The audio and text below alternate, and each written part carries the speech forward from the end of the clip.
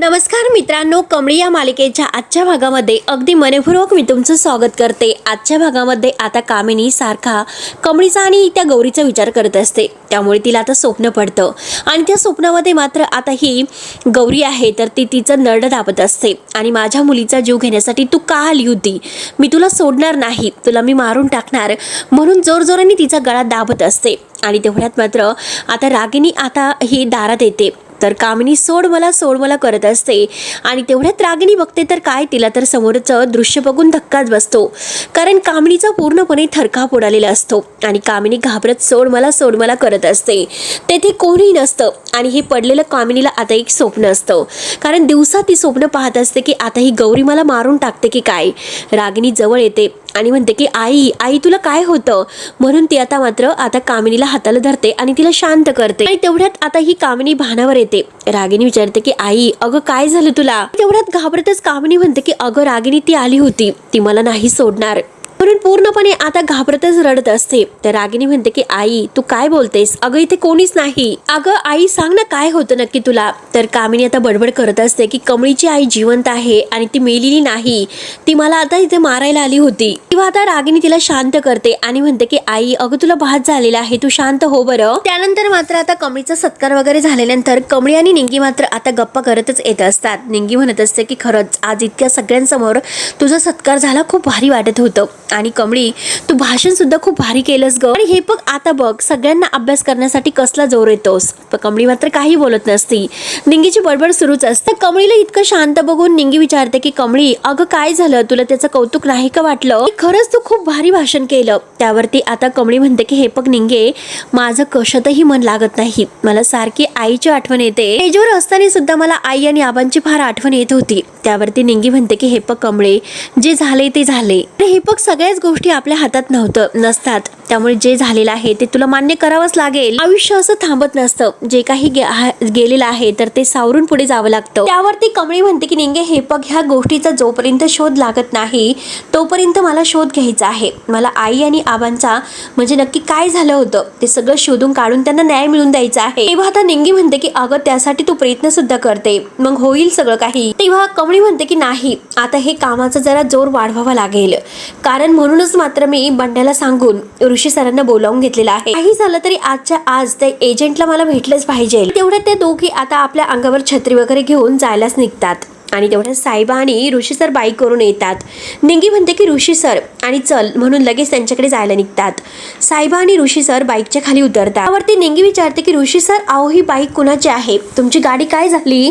तेव्हा आता साहेबा म्हणतो की कुणाची म्हणजे ही माझी गाडी आहे, कसं आहे की आमच्या साहेबांची गाडी खराब झालेली आहे आणि मी त्यांना काय म्हटलं की माझ्या 5 स्टार गाडीतून मी तुम्हाला चक्कर मारून आणतो। तेव्हा आता ऋषी आणि कमळे एकमेकांकडे पाहत असतात। त्यानंतर साहेबा म्हणतो की हे बघ कमळे, जे काही तुझ्या आयुष्यामध्ये घडलं ते परत आठवायचं नाही आणि हे बघ एकटीला समजायचं नाही, हा मोठा भाऊ आहे ना तो कायम तुझ्या सोबत आहे। खरंच मला कमळीचं कौतुक वाटतं, अभिमान वाटतो, कारण हे सगळं एकटीनं पचवणं अवघड असतं। निंगी तिची काळजी घे आणि कमळी तू सुद्धा काळजी घे, असे प्रेमाचे मोठे 2 शब्द तो बोलतो आणि म्हणतो की चला मी येतो। आता निंगी विचारते की काय, कुठे निघालास। तेव्हा आता साहेब म्हणतो की हो कुठलीच, आपल्याकडे म्हण आहे ना, बाहेर जाताना कुणाला विचारायचं नसतं, त्याचं काम होत नसतं आणि एकतर माझं महत्वाचं काम होतंय आणि ते तर होणार नाही। तेव्हा ऋषी आणि कमळी हसत असतात, एकतर माझी बाईक घेऊन हा चालला, त्याची बाईक खराब झाली आणि आता मात्र मला 2 टांगावर चालून जायचं आहे। आणि याचा साहेब चालतच आता जायला निघतो आणि ऋषीला म्हणतो की तू रातच्याला भेट मला। त्यानंतर आता ऋषी विचारतो की फंक्शन कसं झालं। त्यावरती आता निंगी म्हणते अहो खूपच छान। कमळी म्हणते की ऋषी सर आपण RTO ऑफिसला जाऊयात का। तेव्हा आता ऋषी म्हणतो की हो जाऊयात आणि बस तू बाईकवर। तर कमळी आता निंगीला म्हणते की येतो आम्ही, आणि ऋषी आता कमळी दोघे RTO ऑफिसला निघून येतात। त्यानंतर कामिनी आपल्या माणसाला फोन करते आणि म्हणते की हे बघ गावचं जे पोलीस स्टेशन आहे तिकडे जाऊन चौकशी कर आणि तिकडे ती जी काही आता ती केस आहे ती बंद झाली की नाही त्या गौरीची हे चौकशी करून शोधून काढ, आणि हे बघ शहाणपणा नको, स्वतःची अक्कल चालवायची नाही, जेवढं सांगत आहे तेवढंच करायचं आहे आणि मला हे कळलंच पाहिजे की तिच्या आईची केस बंद झाली की नाही, आणि हे बघ फोन ठेव आणि जेवढं सांगितलं तेवढं कर आणि कामाला लाग लगेच आत्ताच्या आत्ता, म्हणून ती आपल्या माणसाला चांगलं धमकावते. आणि रागिनी मात्र तेथेच असते. तेव्हा रागिनी हे सर्व काही ऐकल्यानंतर कामिनीचा फोन बंद झाल्यानंतर विचारते की आई, अगं तू कसलं इतकं टेन्शन घेतलेलं आहे? त्या कमळीने मात्र आता तिच्या आईचं सगळं कार्य करून ती मगच इकडे मुंबईला आलेली आहे, आणि मग तरी सुद्धा तू तिच्या आईचा इतका विचार का करतेस? आणि हे बघ आई, तुझ्या मनात फक्त भीती बसलेली आहे, ते स्वप्न होतं, अगं रिअली कंडिक्शन नव्हतं, त्यामुळे तू जरा चिल, शांत हो. तर कामिनी ऐकायला तयारच नसते. कामिनी म्हणते की नाही रागिनी, म्हणजे आपण खरं काय आहे ते पाहिलेलं नाही. कमळीची आई मेली, तिची प्रेत आणि बॉडी सापडली ना नाही, फक्त तिच्या काही किरकोळ गोष्टी सापडल्या होत्या. मग त्यावरून मात्र असं कसं म्हणता येईल की ती खरंच गेलेली आहे म्हणून? त्या कमळीच्या आईने मात्र काहीतरी गोष्टी तिला सांगितल्या असतील, कारण जेव्हा ती आपल्याशी बाहेर बोलत होती तेव्हा ती कशा सुरात बोलत होती हे तू बघितलंच असेल का? त्यावरती मात्र आता कामिनी विचारते की अगं आई, पण तू इतका विचार का करतेस? अगं नक्की तुझ्या मनामध्ये काय आहे ते सांगशील का? आणि तेवढ्यात मात्र अनिकाची तळतळ करत अनिका येते. ते गावछाप कसली, तिने मला माफी मागायला लावली, मी तिला नाही सोडणार. तेवढ्यात आता रागिनी तिला विचारते की आलीस का? आणि बघ आई, आता हिचं ऐकून घे, की तुम्ही दोघी मला सांगा की मी नक्की ऐकू कुणाचं आणि कोणाला सांभाळू? रागिनी असं म्हटल्यानंतर अनिका तिला उद्धट सारखं म्हणते की शटाप. तेव्हा रागिनीला राग येतो. रागिनी म्हणते की काय ग, काय आगाऊपणा करतो? अनिका रागाने म्हणते की अगं रागिनी, मग मी तुझ्याशी नाही बोलत. आणि कामिनीला म्हणते की तू ऐकून घे, तुझ्याशी बोलते. आज मात्र त्या गावछापने मला त्या चीप वॉचमॅनला सॉरी म्हणण्यासाठी लावलं, आणि ते पण मला, आणि काही झालं तरी मला तिचा रिव्हेंज घ्यायचा आहे, आणि ते घेतल्याशिवाय शांत नाही बसणार. आता हे ऐकल्यानंतर कामिनी म्हणते की हो अगं मला कळाले, आणि बदला घेण्याची संधी मात्र तुला मिळणारच, आणि ते पण लवकरच. त्यानंतर मात्र इन्स्पेक्टर साहेब आलेले असतात. अन्नपूर्णा आजीने मात्र आता इन्स्पेक्टर साहेबांना बोलवलेले असतं, आणि इन्स्पेक्टर साहेब आलेले असतात. तेव्हा आता अन्नपूर्णा आजी म्हणते की हे बघा इन्स्पेक्टर साहेब, खरंच की आपल्याला विनंती केली आणि आपण येथे आलात, करत त्याबद्दल थँक्यू इन्स्पेक्टर साहेब. आणि हे बघा यांचा जो काही अपघात झालेला आहे अलीकडे, त्याची मात्र तुम्ही चौकशी तर करतच आहात, परंतु माझी तुम्हाला आणखीन एक विनंती आहे की 18-19 वर्षापूर्वी माणसं मात्र यांच्या गाडीला जो अपघात झालेला होता त्याची सुद्धा चौकशी तुम्ही करायला हवी. इन्स्पेक्टर साहेब म्हणतात की हो मॅडम, आणि त्या गाडीचे जे काही डिटेल्स आहेत तर ते तुम्ही मला द्या. तर अन्नपूर्णा आजी म्हणते की ठीक आहे. तेव्हा आता राजन म्हणतो की मी तुम्हाला डॉक्युमेंट्स सगळे काही देतो, परंतु गाडीचं पासिंग मात्र संपलेलं आहे. तेव्हा आता लगेच कामिनी मात्र जिन्यावरून खाली येत असते, आणि हे सगळं काही बोलणं ती ऐकत असते. इन्स्पेक्टर साहेब म्हणतात की काही हरकत नाही, तुम्ही फक्त मला ते डॉक्युमेंट्सचे फोटो द्या, आणि आपण मात्र त्यावरून काहीतरी शोधून काढूयात, कारण ती गाडी आहे तर ती आपल्याला या सगळ्यामध्ये महत्वाचा काहीतरी पुरावा असू शकते. आणि तेवढ्यात अन्नपूर्णा आजी म्हणते की मी तुम्हाला विनंती केली त्या पाठीमागे एक कारण आहे, कारण मला दाट संशय आहे की हे जे काही दोन्ही अपघात झालेले आहेत त्यामागे मात्र एकच व्यक्ती असू शकतो. हे ऐकल्यानंतर आता कामिनीला तर धक्काच बसतो. तर इन्स्पेक्टर साहेब म्हणतात की ठीक आहे मॅडम, आम्ही लगेच तपास सुरू करतो.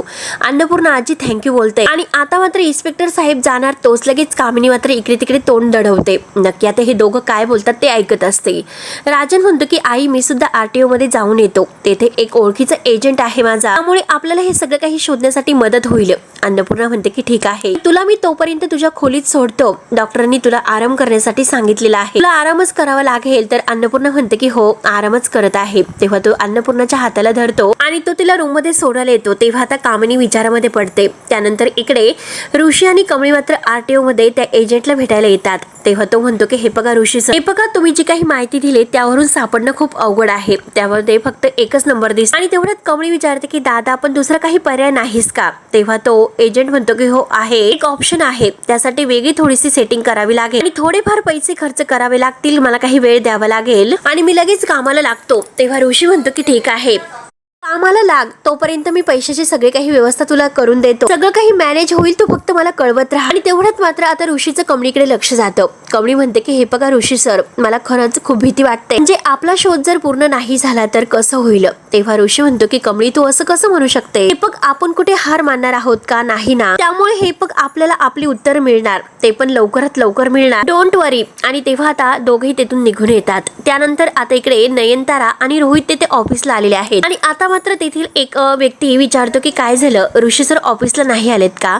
बरेच दिवस झाले की त्यांचे अपडेट वगैरे काहीच नाही. तेव्हा आता रोहित म्हणतो की नाही सर, कारण ऋषी सर दुसऱ्या कामामध्ये बिझी आहेत, त्यामुळे आता हे प्रोजेक्टचे जे काही डिस्कशन आहे ते सगळे इथून पुढे मी तुमच्यासोबत करत राहील. म्हणजे हा प्रोजेक्ट आहे तर तो मी स्वतः हँडल करणार आहे. तर तेवढ्यात मात्र आता ते जे काही डील करणारे आहेत तर ते म्हणतात की सॉरी सर, कारण ऋषी सरांचं व्हिजन आम्हाला फारच आवडलं होतं आणि म्हणूनच आम्ही ही डील फायनल केली होती. आणि आता मात्र या प्रोजेक्टमध्ये हे ऋषी सर नाही म्हटल्यानंतर आता ही डील आम्ही फायनल नाही करू शकत. तेव्हा रोहित लगेच म्हणतो की हे बघा, माणसं जरी 3 असेल परंतु प्रोजेक्ट मात्र तोच आहे आणि तुम्हाला तर माहितीच आहे की माणसं बदलत राहतात, परंतु मी तुम्हाला खात्री देतो की आमच्याकडून ह्या प्रोजेक्ट बद्दल काही म्हणजे फरक नाही पडणार. तेव्हा आता ते सर म्हणतात की हे बघा रोहित सर, अहो फरक तर पडतोच, कारण काही प्रोजेक्ट हे कागदावर तर नसतात, प्रोजेक्ट मात्र डोक्यामध्ये असतात. आणि ऋषी सरांचं जे काही त्या प्रोजेक्टने बघण्याचं व्हिजन होतं ते खूप वेगळंच होतं. तेव्हा मात्र आता रोहित म्हणतो की आय नो, म्हणजे त्या मीटिंगला मी होतो. तर ते सर म्हणतात की हो मान्य आहे. तेथे मात्र बोलत तर एकच माणूस होता, तो म्हणजे ऋषी सर, आणि आम्ही मात्र त्यांच्यावर विश्वास ठेवून ही डील केली होती. तेव्हा रोहित आता त्यांना म्हणतो की हे बघा, एक चान्स तर देऊन बघा आणि मी नक्की काय म्हणतो हे तर ऐकून बघा. तेव्हा तर ते सर म्हणतात की ठीक आहे. मग रोहित सर, तुम्ही मला एक गोष्ट सांगा की प्रेझेंटेशन मध्ये तर आता ऋषी सरांनी मात्र एक गोष्ट अशी शेअर केली होती, यामध्ये मात्र जी काही फर्स्ट स्टेप आहे तर ती मला काय असं एक्सप्लेन करता. आणि तेवढ्यात रोहित मात्र लगेच फाईल उचकतो आणि म्हणतो की एक सेकंद. आणि तेवढ्यात ते सर म्हणतात की हे बघा रोहित सर, मला माझं उत्तर मिळालं. आणि हे बघा मॅडम, आम्ही कंपनी पाहून मात्र ही डील फायनल केली नव्हती, कारण ऋषी सरांचं काम, त्यांचा कॉन्फिडन्स आणि त्यांचा व्हिजन बघून मात्र ही डील फायनल केली होती. आणि ते जर आता ह्या प्रोजेक्ट मध्ये नसतील तर आम्ही हा प्रोजेक्ट पुढे नाही नेऊ शकत. किंवा आता नयनतारा म्हणते की हे बघा, तुम्ही नक्की काय म्हणतात मला कळतं. आणि हे बघा सर, ऋषी जितका टॅलेंट आहे तर तितकाच टॅलेंटेड मात्र आता हा रोहित सुद्धा आहे, आणि रोहित हे सगळं ऍडजस्ट करू शकतो, त्यामुळे तुम्ही इतक्या टोकाचा निर्णय घेऊच नका. तेव्हा मात्र आता ते सर म्हणतात की नाही, जेव्हा ऋषी सर परत येतील तेव्हा तुम्ही आम्हाला कळवा. तोपर्यंत मात्र हा प्रोजेक्ट